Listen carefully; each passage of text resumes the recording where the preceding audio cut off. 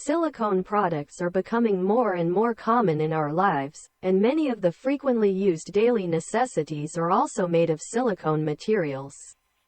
For example, some silicone plates, bowls, rice spoons, spatulas, cake molds, etc. These silicone products that come into contact with food are made of food-grade silicone. So how to maintain silicone products to make them have a longer life? Because the silicone material has strong adsorption, it can be washed with water before each use to remove the dust on the surface. After use, it can be washed with dish soap and a soft sponge or cloth. Do not use rough or sharp objects such as steel wool to clean, which will easily scratch or damage the silicone products. After cleaning, put it in a ventilated place to dry and store it in a box or drawer.